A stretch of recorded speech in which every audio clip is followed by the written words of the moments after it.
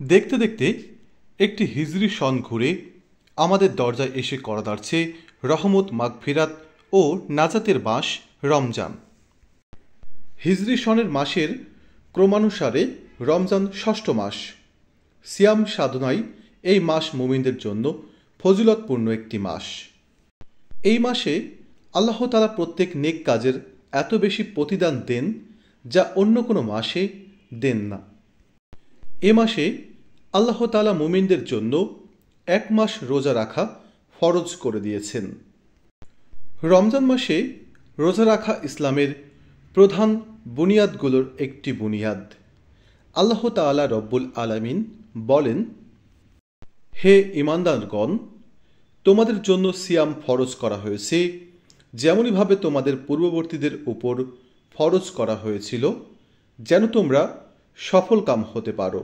সূরা বাকারা 183 নম্বর আয়াত।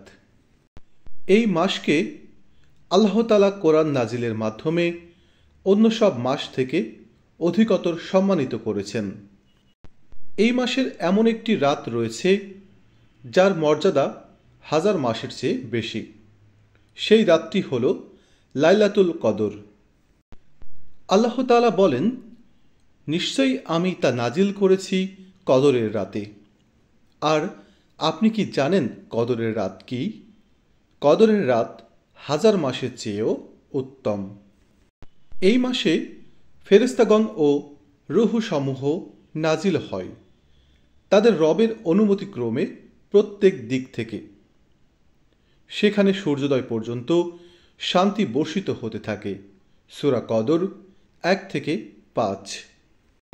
রমজান মাস হচ্ছে রহমত, বরকত, মাগফিরাত ও নাজাতের মাস, আর প্রকৃত মুমিন বান্দাদের কাছে অত্যন্ত প্রিয় ও বহুল প্রতীক্ষিত মাস।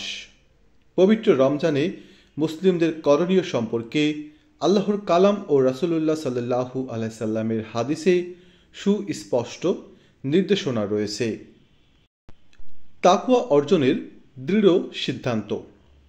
মাহে রমজানে প্রত্যেক মুমিন মুসলমানের জন্য কর্তব্য হচ্ছে তাকওয়া অর্জনের জন্য দৃঢ় সিদ্ধান্ত গ্রহণ করা। আল্লাহ তাআলা রব্বুল আলামিন বলেন, হে মুমিনগণ, তোমাদের উপর সিয়াম ফরজ করা হয়েছে যেভাবে ফরজ করা হয়েছিল তোমাদের পূর্ববর্তীদের উপর, যাতে তোমরা তাকওয়া অবলম্বন করো। সূরা বাকারা 183 নম্বর আয়াত। সিয়াম পালন। পূর্ববর্তী প্রত্যেক উম্মতের উপরই আল্লাহ তাআলা রোজা ফরজ করেছিলেন। তারই ধারাবাহিকতায় মুহাম্মদ সাল্লাল্লাহু আলাইহি সাল্লামের উম্মতের উপরও 4টি ধাপে পূর্ণভাবে রোজাকে ফরজ করা হয়েছে। এ ব্যাপারে আল্লাহ তাআলা বলেন, সুতরাং তোমাদের মধ্যে যে মাসটিতে উপস্থিত হবে সে যেন তাতে সিয়াম পালন করে। আবু হুরায়রা রাদিয়াল্লাহু তাআলা থেকে বর্ণিত, তিনি বলেন, নবী সাল্লাল্লাহু আলাইহি ওয়াসাল্লাম বলেছেন, তোমরা চাঁদ দেখে সিয়াম আরম্ভ করবে এবং চাঁদ দেখে ইফতার করবে। আকাশে যদি মেঘে ঢাকা থাকে তাহলে শাবানের গণনা 30 দিন পূরণ করবে। খুশুখুজুর সঙ্গে সালাত আদায় করা। মুমিনরা সফলতা পাবে খুশুখুজুর সঙ্গে সালাত আদায় করলে।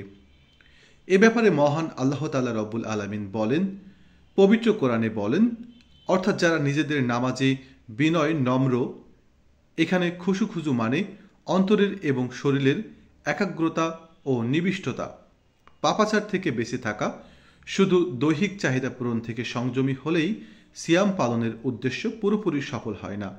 সিয়ামের পূর্ণতার প্রধান উপাদান হচ্ছে পাপাচার থেকে বিরত থাকা। এ ব্যাপারে হাদিসে এসেছে, হযরত আবু হুরায়রা রাদিয়াল্লাহু তাআলা থেকে বর্ণিত, তিনি বলেন, রাসূলুল্লাহ সাল্লাল্লাহু আলাইহি ওয়াসাল্লাম ইরশাদ করেন, রোজা রেখে যে ব্যক্তি মিথ্যাচার ও অন্যায় আচরণ পরিহার করল না, তার পানাহার বর্জনে আল্লাহর কোনো প্রয়োজন নেই। অর্থাৎ এমন রোজা আল্লাহর কাছে পছন্দনীয় নয়। সুতরাং পবিত্র রমজানের সিয়াম সাধনার পূর্ণাঙ্গ সুফল পেতে হলে অন্যায় কার্যকলাপ থেকেও বিরত থাকতে হবে। এবারে রয়েছে তারাবি পড়া। রমজানে তারাবির সালাত আদায় করা সুন্নত। আবু হুরায়রা রাদিয়াল্লাহু তাআলা থেকে বর্ণিত, তিনি বলেন, আমি রাসূলুল্লাহ সাল্লাল্লাহু আলাইহি সাল্লামকে রমজান সম্পর্কে বলতে শুনেছি, যে ব্যক্তি ঈমানের সঙ্গে সওয়াব লাভের আশায় কিয়ামে রমজান অর্থাৎ তারাবির সালাত আদায় করবে, তার পূর্ববর্তী গুনাহসমূহ মাফ করে দেওয়া হবে। কোরআন তেলাওয়াত করা। রমজান মাস যাতে কোরআন নাজিল করা হয়েছে মানুষের জন্য হিদায়াত স্বরূপ এবং হিদায়াতের সুস্পষ্ট নিদর্শনাবলী ও সত্য মিথ্যার পার্থক্যকারী রূপে। কোরআন নাজিলের মাসে কোরআন বোঝার জন্য ব্যাখ্যাসহ অধ্যয়ন করার চেষ্টা করা। সাহরি করা। রমজানে সাহরি খাওয়া হাদিসের ভাষায় বরকতপূর্ণ।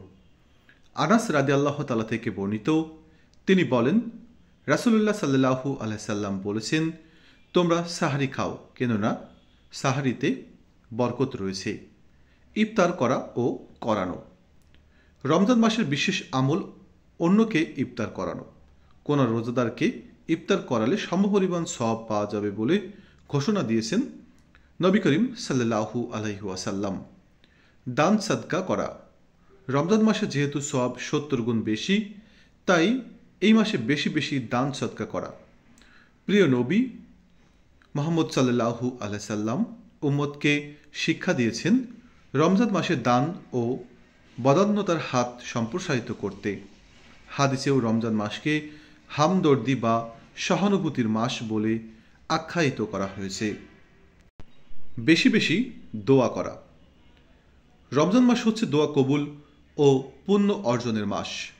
এই মাসে আল্লাহর অবারিত রহমত বরকতের পাশাপাশি দোয়া মোনাজাতের মাধ্যমে নিজেকে পবিত্র করে নেওয়া যায়। প্রিয় দর্শক শ্রোতা মণ্ডলী, ভিডিওটি সম্পূর্ণ দেখার জন্য সকলকে অসংখ্য ধন্যবাদ জানাই। ভিডিওটি ভালো লাগলে আমার চ্যানেলটিকে সাবস্ক্রাইব করুন এবং পাশে থাকা বেল আইকন বাটনটিতে ক্লিক করুন। লাইক, কমেন্ট এবং বেশি বেশি শেয়ার করতে থাকুন। প্রিয় দর্শক, সবাই ভালো থাকবেন, সুস্থ থাকবেন। আল্লাহ হাফেজ।